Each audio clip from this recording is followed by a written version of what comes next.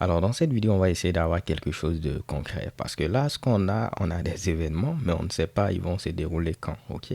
La date du commencement de ces événements en quelque sorte.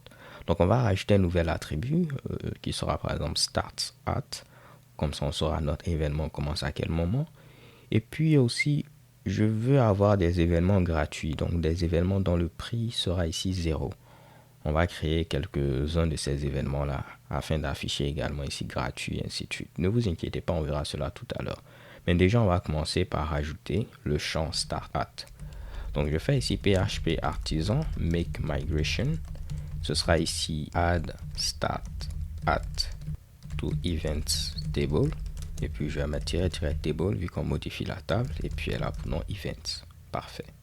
Donc, si je viens au niveau de mon éditeur, ensuite au niveau de Database Migration, j'ai ma migration et tout ce que je vais faire, c'est rajouter un champ de type datetime et ce sera ici start at. Ok.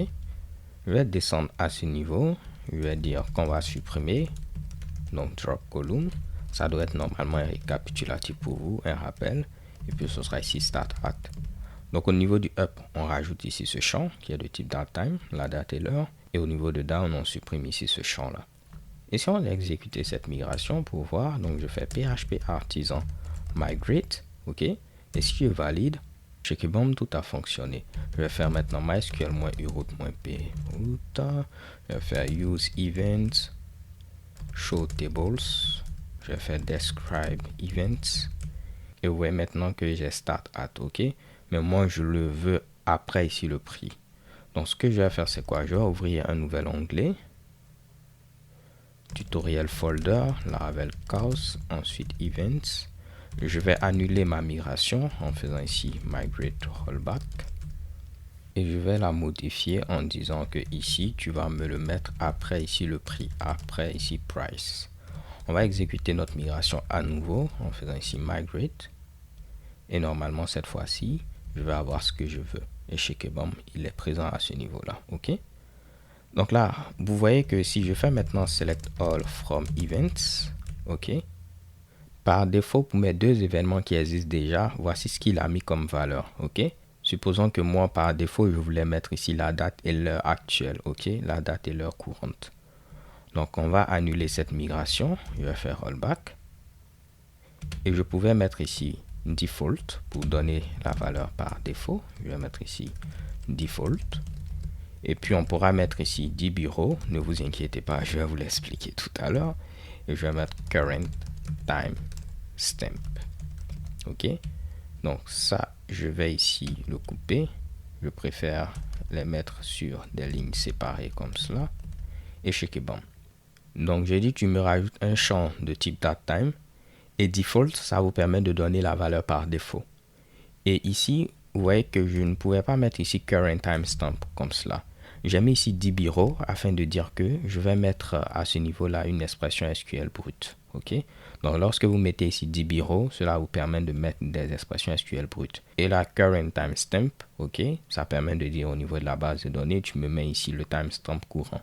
En grosso modo, tu me mets ici la date et l'heure actuelle. Ok.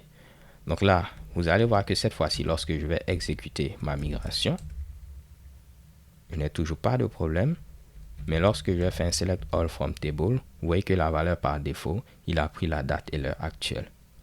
Bon là, réellement, pour dire que par défaut, c'est la date et l'heure courante, ce n'est pas vraiment ici quelque chose de bon, ok?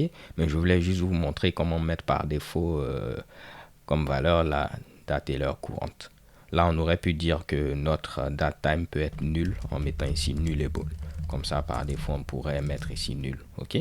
Mais là, pas grave, on va garder cela. Au moins, vous savez maintenant comment mettre par défaut la date et l'heure courante. Autre chose que je vous avais dit, c'est quoi? On a rajouté maintenant le start at. Donc, je vais pouvoir l'afficher à ce niveau-là. On va mettre ici la date. Je vais mettre ici date simplement. Et ce sera $event start at. Mon serveur normalement est déjà démarré. Donc si je fais ici, j'actualise simplement la page, vous voyez ma date qui s'affiche sans problème. J'aurais pu ici la formater en mettant par exemple ici flèche, format, ok. Et je vais dire qu'on va utiliser ce format là, comme ceci.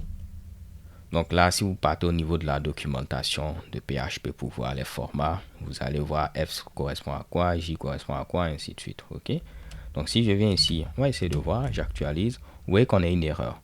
On nous dit qu'on a tenté d'appeler une méthode format au niveau ici d'une chaîne de caractères. Parce que ce qui est présent ici, c'est une chaîne de caractères. Notre fameux stat@, il a converti en chaîne de caractères. Cette méthode format là, elle existe sur les objets de type datetime. Je peux faire par exemple ici new datetime, comme ceci. Je vais mettre deux parenthèses afin de ne pas avoir d'erreur. Et vous allez voir normalement, je ne vais pas avoir de problème, cela fonctionne. Il me met ici November 10 2016, blablabla. On va mettre un format assez simple. Ok, on va mettre ici le jour, / le mois, / l'année. Et tu me mets ici l'heure, 2 points ici, le nombre de minutes. Si on actualise, vous allez voir le 10/11e mois 2016 à 2h38. Et pareil ici. Ok. Donc, en lieu et place d'utiliser un objet de type datetime, vous avez une librairie qui a pour nom ici Carbon. Carbon, vous pouvez voir Carbon à ce niveau-là, comme on va mettre PHP, comme du datetime mais avancé, parce que vous allez pouvoir faire plein d'autres choses. Ok. Vous voyez que Carbon hérite ici de datetime, mais Carbon rajoute encore plein d'autres Mitsubishi, ce qui vous permet d'avoir accès à plein d'autres méthodes assez intéressantes. Ok. Au niveau de Laravel, Carbon est déjà ici disponible. Et vous avez la possibilité de venir au niveau de votre modèle. Ici, notre modèle, c'est Event. Et si je clique ici sur cette classe modèle dont on hérite, vous allez voir ici date. Ok. Et vous voyez ici, c'est quoi? On nous dit, vous devez mettre au niveau de date tous les attributs qui doivent être transformés ici en objet de type date. En grosso modo, il va les transformer ici en objet de type carbone. Ok. Donc, si je copie ceci, je viens à ce niveau. De la même manière qu'on a eu à mettre fillable, je peux rajouter ici protected date. Et je vais dire que le stat@, tu vas ici le transformer en objet de type date. Ce qui va faire que par défaut, il ne va plus me le donner ici sous forme de chaîne de caractères, mais il va me le donner ici sous forme d'objet de type carbone. Et là, vous allez voir que cette méthode format va donc exister au niveau de carbone également. Donc, on n'aura pas de problème, cela va fonctionner. On va croiser les doigts, on actualise et chez Keban, vous voyez ce résultat-là. Pour vous le prouver, si je n'avais pas mis ici ceci, on aura une erreur parce qu'il allait transformer cela en chaîne de caractères. Et puis, on va nous dire qu'on ne peut pas appeler format une chaîne de caractères. Ok? Donc là, je crois qu'on va s'arrêter là parce que ça fait déjà beaucoup de choses qu'on a vues dans cette vidéo. Je n'avais pas prévu parler de tout ceci, la valeur par défaut avec le current timestamp et ainsi de suite, date. On va s'arrêter là. Dans la vidéo suivante, on va parler ici des helpers. So thank you guys for watching. Don't forget to subscribe and have a nice day. Peace.